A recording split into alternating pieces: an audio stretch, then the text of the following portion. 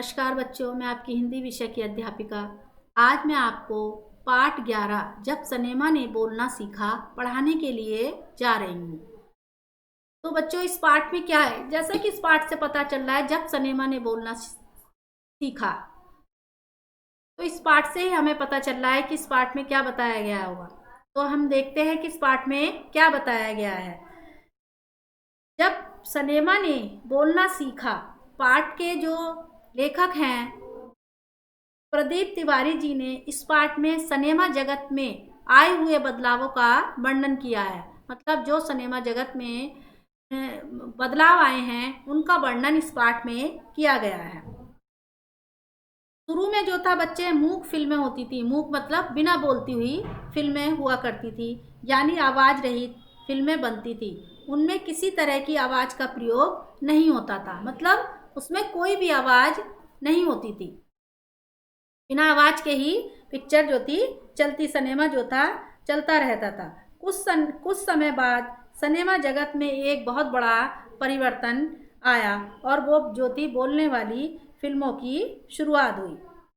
जैसा कि पाठ के नाम से आप लोगों को पता चल रहा है कि जब सिनेमा ने बोलने सीखे का अर्थ से ही स्पष्ट हो जाता है कि इस पाठ में उस समय का वर्णन है जब सिनेमा में आवाज़ को शामिल किया गया। मतलब जब सिनेमा में आवाज़ आनी शुरू हो गई। इस पाठ में भारतीय सिनेमा इतिहास के एक महत्वपूर्ण पड़ाव को उजागर किया गया है। मतलब एक जो पड़ाव आया है उसको इसमें बताया गया है, उजागर किया गया है, मतलब इस पाठ में बताया गया है। यह पाठ बिना आवाज के साथ सिनेमा में विकसित होने वाली कहानी बयान करता है। यानी ये जो पाठ है ये क्या कर रहा है कि जब इसमें जो है इसका विकसित होने की, जो यहाँ इस पाठ में बिना आवाज़ के साथ सिनेमा में विकसित होने वाले कहानी को बयान कर रहा है। यानी जैसे बिना बोलने वाली फिल्में थी और जब वो बोलने वाली फिल्म बनी तो उसकी कथा का जो है ये जो पूरी कहानी में इसमें वर्णन किया गया है। ऐसी फिल्में जिसमें आवाज़ भी थी वे शिक्षा की दृष्टि से और से भी ज़्यादा अर्थवान साबित हुई, क्योंकि अब लोग एक और सुन सकते हैं और फिल्म का मुख्य भाग में दी गई सीख को समझकर अपने जीवन में उतार सकते हैं। यानी जैसे हम फिल्मों में देखते हैं और अगर कोई अच्छी बातें हैं तो हम उन्हें अपने जीवन में उतार भी सकते हैं। तो इस पाठ में प्रदीप तिवारी जी ने यही बताया है कि ये जो पाठ है इसमें जो भी सिनेमा जगत में बदलाव हुए हैं उनके बारे में वर्णन किया गया। क्या बदलाव हुए हैं? पहले बिना बोलती फिल्में थी, अब बोलती हुई फिल्में आई, कैसे आई, क्या हुआ, तो इस सब का इसमें वर्णन किया गया है। तो सभी बच्चे अपनी किताब में देखेंगे पाठ 11। वे सभी सजीव हैं, सांस ले रहे हैं, 100% बोल रहे हैं। 78 मुर्दा इंसान जिंदा हो गए हैं, उनको बोलते बातें करते देखा।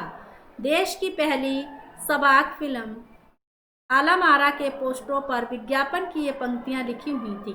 14 मार्च 1931 की वह ऐतिहासिक तारीख भारतीय सिनेमा में बड़े बदलाव का दिन था। इसी दिन पहली बार भारत के सिनेमा ने बोलना सीखा था। कब? 14 मार्च 1931 को। हालांकि वह दौर ऐसा था जब मूक सिनेमा लोकप्रियता के शिखर पर था। पहली बोलती फिल्म जिस साल प्रदर्शित हुई उसी साल कई मूक फिल्में भी विभिन्न भाषाओं में बनी, मगर बोलती फिल्मों का नया दौर शुरू हो गया। क्या वह? वे सभी सजीव थे। यानी सजीव क्या होते हैं? वे सभी क्या थे? सजीव थे, सांस ले रहे थे। यानी सब कुछ था, सब सही थे और सब जो थे सांस ले रहे थे, 100% बोल रहे थे, मतलब पूरा पूरा बोल रहे थे। 78 मुर्दे इंसान जिंदा हो गए थे, उनको बोलते बातें करते देखा। मतलब क्या थे? लेकिन वो सब तो सजीव थे, सांस ले रहे थे और बोल रहे थे। लेकिन 78 मुर्दा क्या मतलब? 78 जो इंसान थे वो जिंदा कैसे हो गए थे कि उसमें बिना बोलते हुए थे। वो पहली ना बोलती हुई फिल्में जो चल रही थी उसमें सब क्या थे? बोलते हुए नहीं दिखाई देते थे। तो अब जो थे उनको बोलते और बातें करते देखा जा रहा था। देश की पहली सबाक, सबाक माने होता है बच्चों बोलती हुई फिल्म, सबाक होता है बोलने वाली फिल्म जो थी। आलम आरा के पोस्टरों पर क्या थे, विज्ञापन लिखे हुए थे, विज्ञापन की पंक्तियां लिखी हुई थी। जो क्या लिखा है ऊपर, सांस ले रहे हैं, सतपथ सतत बोल रहे हैं, ये सब जो था वो सब उसके पोस्टर पर लिखा हुआ था। 14 मार्च को जो था, 14 मार्च 1971 को ये तारीख जो थी ऐतिहासिक तारीख थी कि भारतीय सिनेमा में बहुत बड़ा बदलाव आया। क्या बदलाव आया, उसमें आवाज़ आनी शुरू हो गई। इस दिन ही भारत में जो था सिनेमा ने जो था बोलना सीख लिया। हालांकि वो समय, दौर माने क्या होता है बच्चों, दौर माने होता है बच्चों समय। हालांकि वो समय ऐसा था जब मूक फिल्में, मूक मतलब क्या होता है, बिना बोलती हुई, बच्चे क्या होता है मूक माने बिना बोलती हुई, सिनेमा होता है जो पिक्चरें होती है, फिल्म होती हैं वो, लोकप्रियता मतलब प्रसिद्धि के, लोकप्रियता मतलब होता है प्रसिद्धि, शिखर माने ऊंचा स्थान या ऊंचाई, ठीक है। तो जो जो बिना बोलती हुई फिल्में थी वो लोकप्रियता का मतलब प्रसिद्धि के शिखर पर थी, यानी बहुत प्रसिद्ध थी बिना बोलने वाली फिल्में।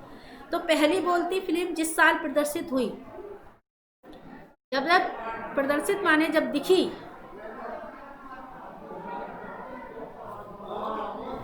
जो तब उसी साल क्या हुआ, कई बिना बोलती हुई फिल्में विभिन्न भाषाओं में जो थी, कई भाषाओं में बनी, मगर बोलती फिल्मों का नया दौर मतलब नया समय शुरू हो गया था।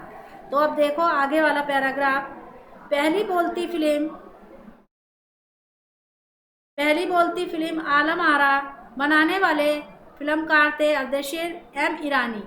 अर्देशीर ने 1929 में हॉलीवुड में एक बोलती फिल्म शोवाट देखी और उनके मन में बोलती फिल्म बनाने की इच्छा जगी।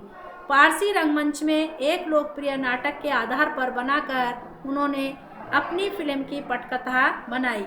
इस नाटक में कई गाने जो के तू फिल्म में ले लिए गए। एक इंटरव्यू में अर्देशीर ने उस वक्त कहा कि हमारे पास कोई संवाद लेखक नहीं था। वो कह रहे हैं जब पहली बोलती फिल्म जो थी बनाने वाले जो आलम अर्देशीर एम ईरानी थे, तो उन्होंने 1929 में जो थी एक हॉलीवुड की पिक्चर देखी, हॉलीवुड की पिक्चर जो थी वो शोवाट देखी, और उनके मन में क्या इच्छा हुई कि मैं भी बोलती हुई फिल्म बनाऊं। तो उन्होंने पारसी रंगमंच, रंगमंच क्या होता है बच्चों, जो हमारा स्टेज होता है, ठीक है, जिसे हम स्टेज भी कहते हैं। रंगमंच माने होता है बच्चों स्टेज, जिसे हम क्या कहते हैं, जिसपे हमने कभी कभी अपने स्कूल में भी देखा है ना, बनता है एनुअल फंक्शन पे स्टेज, तो उस तरीके का था। तो पारसी स्टेज पर एक लोकप्रिय नाटक मतलब प्रसिद्ध जो नाटक के आधार पर वो जो थी उन्होंने अपनी फिल्म की पटकथा, क्या होती है बच्चों, पटकथा होती है जो फिल्म के लिए लिखे जाने वाली कहानी बनाई। क्या हुआ, जो कहानी लिखी हुई थी वो एक पारसी जो रंगमंच स्टेज था, बहुत प्रसिद्ध पारसी रंगमंच था वो, मतलब बहुत ही मतलब पारसी रंगमंच था जो बहुत लोकप्रिय नाटक के आधार पर, लोकप्रिय कोई प्रसिद्ध नाटक था उसके आधार पर जो थी फिल्म की जो कहानी थी वो बनाई गई। इस नाटक में जो गाने, नाटक में गाने थे वो जूं के तू उस फिल्म में रखे गए, क्योंकि जो नाटक था, नाटक के आधार पर फिल्म बनी, तो जैसे नाटक में गाने थे उसी में उन्होंने फिल्म ले लिया, तो फिल्म में ले लिया। तो जब अर्देशीर का इंटरव्यू हुआ तो उन्होंने कहा कि उस वक्त हमारे पास कोई भी क्या नहीं था, संवाद और लेखक नहीं था। संवाद माने क्या होता है, वो जो संवाद फिल्म में की जाने वाली बातचीत, जो बातचीत करता, ना ही लेखक। लेखक माने जो कहानी को लिखता। अब क्या होता है, लेखक अलग होते हैं, संगीतकार अलग होते हैं, संवादकार अलग होते हैं। तो बच्चों तो पहले ऐसा नहीं था, तो उन्होंने कहा कि लेखक भी नहीं था, तो इसलिए उन्होंने इस फिल्म को, गाने जो थे इसी के तहत नहीं था, और गीतकार भी नहीं था, संगीतकार नहीं था। इनकी सबकी शुरुआत होनी थी।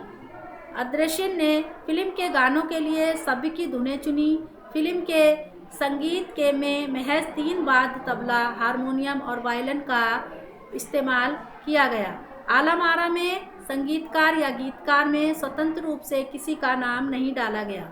इस फिल्म में पहले पार्श्व गायक बने W.M. खान। पहला गाना था दे दे खुदा के दे, क्या था, दे दे खुदा के नाम पर प्यारे अगर देने की ताकत है। तो कह रहे हैं ना तो कोई संवाद था, ना लेखक नहीं था, गीतकार नहीं था, संगीतकार नहीं था, इन सब की शुरुआत मतलब करनी थी। गीतकार क्या होते हैं बच्चे? गीत गाने वाला। गीतकार माने होता है गीत गाने वाला, संगीतकार माने होता है संगीत देने वाला। तो ना तो कोई फिल्म में गीत गाने गाने वाला था, ना कोई संगीत देने वाला था। अर्धशीर को जो थी इन सब की मतलब शुरुआत थी। तो अर्धशीर ने फिल्म के गानों के लिए स्वामी की धुनें मतलब खुद की जो थी कोई धुनें थी वो चुन ली और फिल्म के में संगीत में फिल्म में जो था संगीत पिक्चर में संगीत देने के लिए उन्होंने 3 वाद्य यंत्र क्या होते हैं, बजाने वाले यंत्र क्या थे, तबला, हारमोनियम और वायलिन का प्रयोग किया। आलमारा में संगीतकार या गीतकार में स्वतंत्र रूप से मतलब जब आपने पिक्चर देखी है तो उसमें सबका नाम आता रहता है कि संगीतकार ये हैं, गीतकार ये हैं, और कहानी मतलब जिन्होंने कहानी लिखी है उन सब के नाम आते हैं। तो इसी में उन्होंने पिक्चर में जो था आलमारा पिक्चर में संगीतकार और गीतकार का नाम स्वतंत्र रूप से नहीं डाला। इस फिल्म में पहले पार्श्व गायक माने होता है बच्चों पर्दे के पीछे से, पार्श्व गायक माने होता है पर्दे के पीछे से जो गाने वाले थे वो थे कौन थे, हमारे WM खान। और उनका पहला गाना था जो उन्होंने पर्दे के पीछे गाया था, पर्दे के पीछे से गाया था, दे दे खुदा के नाम पर प्यारे अगर देने की ताकत है। ये गाना उन्होंने पहला गाना गाया था। आगे देखते हैं। आलम आरा का संगीत उस समय डिस्क फार्म में रिकॉर्ड नहीं किया जा सका। फिल्म की शूटिंग शुरू हुई थी तो साउंड के कारण ही उनकी शूटिंग रात में करनी पड़ी। मूक युग की अधिकतर फिल्मों को दिन में प्रकाश में शूट कर लिया गया, मगर आलम आरा की शूटिंग रात में होने के कारण इसमें कृत्रिम प्रकाश की व्यवस्था करनी पड़ी। यहीं से प्रकाश प्रणाली बनी जो आगे फिल्म निर्माण का जरूरी हिस्सा बनी। क्या हुआ? जो आलम आरा का संगीत था उस समय डिस्क फार्म में रिकॉर्ड नहीं किया गया। फिल्म की शूटिंग शुरू हुई तो साउंड के कारण उसकी शूटिंग जो थी रात में करनी पड़ी। साउंड जो था वो था इसलिए उन्हें शूटिंग जो थी रात में करनी पड़ी। मूक युग यानी बिना बोलते हुई जो फिल्मों का युग था, समय था, उसमें अधिकतर फिल्में जो थी, ज़्यादातर फिल्में दिन में ही बनती थी। प्रकाश जेले के मतलब रोशनी के कारण साथ जो पिक्चर बनाते थे तो उन्हें दिन में ही शूट किया जाता था। मगर आलम आरा की शूटिंग रात में होने के कारण, जब रात में शूटिंग होगी तो बच्चों ज़रूरी है हमें प्रकाश की भी, लाइट की भी ज़रूरत पड़ेगी। तो उस समय जो है कृत्रिम माने होता है बनावटी। कृत्रिम माने क्या होता है बच्चों? बनावटी जो प्रकाश था उसकी व्यवस्था के लिए, बनावटी प्रकाश मतलब लाइटें लगाई गई, व्यवस्था करनी पड़ी। यहीं से प्रकाश प्रणाली बनी, यानी आगे जो फिल्मों में प्रकाश की वो हुई तो यहीं से हुई। तो फिल्म का जो प्रकाश था, कृत्रिम प्रकाश था, वो फिल्म का जो थे फिल्म के निर्माण में एक जरूरी हिस्सा बन गया। आगे देखते हैं। आलम आरा ने भविष्य में कई स्टार और तकनीशियन तो दिए ही, अर्धशीर की कंपनी तक ने भारतीय सिनेमा के लिए 150 से अधिक मूक और लगभग 100 सब्बाक फिल्में बनाई। आलम आरा अब क्या है? आलम आरा ने भविष्य मतलब आने वाले समय में कई स्टार माने क्या होता है? जो अभिनेता होते हैं, अभिनेता जो होते हैं वो, तो क्या करा उन्होंने? तो विद्युत के भविष्य में नए स्टारों ने और तकनीशियन तो दिए ही थे। तकनीशियन माने होता है विद्युत उपकरणों को जानने वाले, मतलब जब बिजली का काम होगा तो ज़रूरी है बच्चों की जो उसके उपकरणों को जानने वाला होगा, तो वो भी हमें, जिसे हम टेक्निकल भी कहते हैं। तो तकनीशियन तो दिए ही थे ही। अर्धशीर की कंपनी ने भारतीय सिनेमा में 150 से अधिक मूक और लगभग 100 सब्बाक फिल्में बनाई। ठीक है, मूक मतलब 150 से तो अधिक उन्होंने बिना बोलती फिल्में और लगभग 100 जो थी बोलती हुई फिल्में जो थी बनाई। Alam Ara film Arabian nights जैसी फैंटेसी थी। फिल्म ने हिंदी उर्दू की मेल वाली हिंदुस्तानी भाषा को लोकप्रिय बनाया। इसमें गीत संगीत तथा नृत्य के अनोखे संयोजन थे। क्या हुआ? आलम आरा फिल्म जो थी अरेबियन नाइट जैसी, एक अरेबियन नाइट एक पिक्चर थी, फिल्म थी, उसके जैसी ही थी। फिल्म में हिंदी और उर्दू जो थी मेल वाली हिंदुस्तानी भाषा थी। जैसे हम लोग कभी कभी उर्दू के शब्द भी प्रयोग कर लेते हैं और कभी कभी हिंदी के शब्द भी प्रयोग कर लेते हैं, तो उसी तरीके से ये मतलब इसमें थे, आलम आरा पिक्चर में थे, जो बहुत मतलब भाषा जो थी भाषा ने जो था लोकप्रिय बना दिया। किस भाषा ने? हिंदुस्तानी और उर्दू जो मेल वाली हिंदुस्तानी भाषा थी उसने जो है लोकप्रिय बनाया। इसमें गीत संगीत तथा नृत्य के अनोखे संयोजन थे। संयोजन माने होता है बच्चों मेल मिलाप। काय के थे? संगीत के और नृत्य के अनोखे संयोजन थे, मतलब अनोखा मिलाप था। तो ये बच्चों हमने पढ़ा जब सनेमा ने बोलना सीखा उसके का भाग 1। धन्यवाद।